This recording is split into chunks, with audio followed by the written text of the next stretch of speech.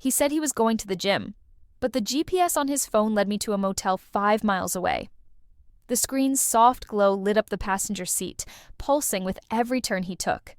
My hand gripped the steering wheel tighter each time the map shifted, the arrow moving toward a destination that had nothing to do with treadmills or protein shakes. I kept telling myself this was logical, rational, a simple misunderstanding I could fix by driving there and seeing for myself. I wasn't the kind of woman who assumed the worst. I'm a physiotherapist. I'm trained to fix pain, not chase it. My name's Isabel. I'm 34. I spend my days teaching people how to move again. Bodies that break, then heal under the right kind of pressure. I've always believed everything can be corrected if you understand the mechanics. Even love. My husband, Michael, is 37. A corporate accountant who thrives on precision. Structured, punctual, the kind of man who treats breakfast like a meeting and date nights like calendar appointments. We were predictable together, which I once thought was another word for safe. But tonight, predictability felt like camouflage. The dashboard clock blinked 8:47 p.m. The radio hummed low static. My pulse kept time with the wipers slapping across the windshield. The GPS pinged once more, then went still. Destination reached. A beige motel. Flickering neon sign. His car parked under a flickering light. I sat there for a moment, the engine idling, rain pooling against the windshield, my heart steadying itself for something it already knew. The GPS stopped at a motel off Route 12. And for the first time, I didn't need to ask why. Before you judge me, you should know I'm not the kind of woman who snoops. I'm the kind who plans, who trusts, who earns her calm. When I checked Michael's location that night, it wasn't suspicion. It was concern. He'd said he was working late and heading to the gym afterward. It was raining hard, and the roads out by the industrial park flood when the drains clog. I told myself I just wanted to make sure he got there safely. Our home looks exactly how you'd expect two careful people to live. Tidy, quiet, symmetrical. 2 coffee mugs drying by the sink. A fridge note scrawled in black marker. Leg day. He'd been training for a half marathon for months.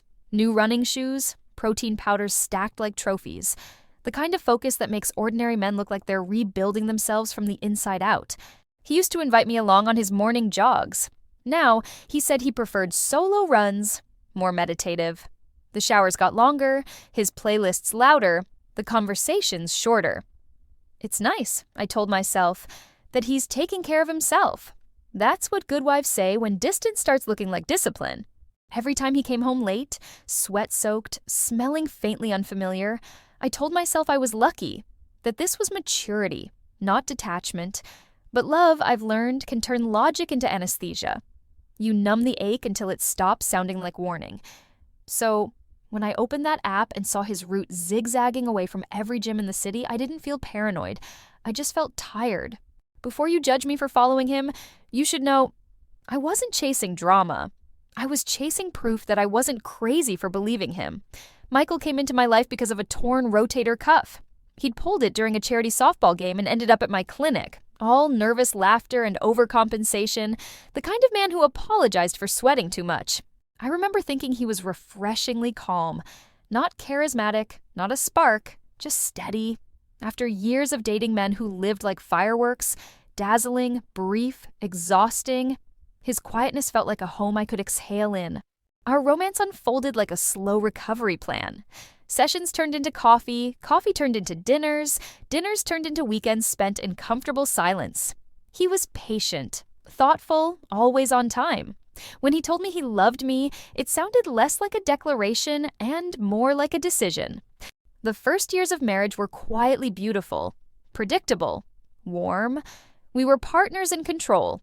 I fixed broken bodies, he balanced broken books. Our lives ran on rhythm, morning runs, meal prep, Sunday calls with my mother, his weekly spreadsheets. Friends said we were stable. We were, maybe too much. He liked things organized, the dishwasher loaded a certain way, bills paid before the due date. I used to joke he was the human version of a checklist. Sometimes his need for control bled into the personal. Who was that texting you so late? Or, those leggings are a bit much for work, don't you think? He'd say it with a laugh and I'd brush it off. He's just protective, I told myself. That's what love looks like when it grows up. But now, looking back, I see it for what it was. rehearsal. Every boundary he drew around me was practice for the ones he'd later hide behind himself. I thought control meant care. I didn't realize it was just rehearsal for secrecy. The change started so quietly, I almost missed it. Michael joined a new gym. Further away, better equipment, he said. He showed me pictures of sleek machines and tinted mirrors, a place that looked more like a spa than somewhere to sweat. It seemed harmless. He'd been talking about getting serious about fitness for months. At first, it was endearing. He downloaded calorie tracking apps, talked about macros over dinner, started measuring almond milk like it was rocket fuel. He had a new kind of discipline, one that almost inspired me. Then it became something else. He started coming home later, always showering before he said hello. His gym clothes stopped piling up in the laundry. He washed them himself now, carefully folded. The scent that lingered on him wasn't his usual soap. It was sharper, synthetic, expensive. Something I didn't buy. When I joked about it, new gym, new cologne, he smiled without meeting my eyes. Maybe someone sprayed too much deodorant in the locker room, he said. That's how lies begin. Small, plausible, barely noticeable. The kind you can swallow if you chew slowly enough. He started muting notifications on his phone, setting it face down during dinner. When I asked about it, he said work messages were distracting. He turned off location sharing, saying it drained battery. And the absences stretched. Phone died. Traffic was bad. Grabbed a beer with the guys after. Every excuse was neat, rehearsed, perfectly proportioned. Like his spreadsheets. I adapted, like all reasonable people do when reason starts to bend. I told myself it was a phase, a health kick, a midlife burst of energy. I told myself I was lucky he wasn't drinking or gambling or worse. But the human body has its own truth. Mine started whispering before I wanted to listen, tension under my ribs, shallow breaths at night, the ache of waiting for a sound that doesn't come. Sometimes the body knows before the heart admits it. Mine had been clenching for months. It was raining that Thursday, the kind of rain that turns everything reflective. Michael came downstairs in his gym clothes, AirPods in, the usual protein shaker in hand. He kissed my cheek, barely touching it, and said, "Leg day. I'll be back by 9. I nodded, smiled, even told him, "Don't overdo it." It's strange how politeness survives even when trust doesn't. After he left, the house felt too still. I sat on the couch for a few minutes, scrolling through nothing, before I noticed his iPad charging by the lamp. His devices were always synced. He'd set them up that way himself. When a notification popped up on the corner of the screen. "Share my route, Michael's gym session." It felt harmless, almost routine, until I looked closer. The blue dot wasn't moving toward the gym, it was heading west, out of town. The route curved along Route 12, then stopped. A motel. My first instinct wasn't anger, it was disbelief, a quiet, logical curiosity. I grabbed my keys and drove. It wasn't cinematic. There was no storm inside me, no trembling hands or tears, just the hum of tires against wet asphalt, the soft voice of the GPS echoing directions I already knew by heart. When I arrived, his car was parked under a flickering streetlight, silver body gleaming with rain. I parked across the lot, headlights off, wipers thudding steady as a heartbeat. I waited 10 minutes, then 20. And then he appeared, laughing, in sweatpants. Phone in hand, head tilted towards someone just out of sight, a silhouette stepping briefly into view. A woman. He said he was going to the gym, but the way he touched her waist, the way he smiled, told me he was working on something else entirely. It didn't feel like betrayal. It felt like paperwork. A detail that suddenly didn't add up. I didn't confront him that night. I drove home in silence, hands steady on the wheel, memorizing every turn, every mile, every coordinate, as if mapping the exact route where love went missing. The next morning, he came into the kitchen, stretching his arms, yawning like a man who'd earned his sleep. "Workout was brutal," he said, pouring coffee. "But worth it." I watched him move. The same rhythm, the same calm efficiency. Nothing about him looked different. Only I was. "How was the drive back?" I asked. He frowned. "Drive?" "To the gym," I said. "You took the long way. Route 12. He blinked. "Just a second too long." Then that easy laugh slipped out. "Oh, that thing again? The GPS must have glitched. You know how those apps are? You're overthinking." Gaslighting always starts as reassurance. He leaned against the counter, studying me. "You've been off lately, Isa. Stressed. You need to trust me more." Trust. The word hit like static. "I do trust you," I said quietly. "That's why I checked. To remind myself why I shouldn't have to." His voice hardened. "You're making something out of nothing. Maybe you're jealous of the time I spend at the gym, of how disciplined I am." I stared at him, my hands shaking only slightly. "You don't go to a motel for leg day, Michael?" He froze, eyes darting, then the collapse. "It happened once," he said finally. "It was a mistake. It didn't mean anything." I laughed, not the hysterical kind, but the kind that comes out hollow, empty. "Then why does the receipt say frequent guest discount?" His mouth opened, then closed. No explanation, no apology, just air and guilt between us. He sat down heavily, muttering something about stress, loneliness, me being distant. I stopped listening. The rage didn't arrive as shouting.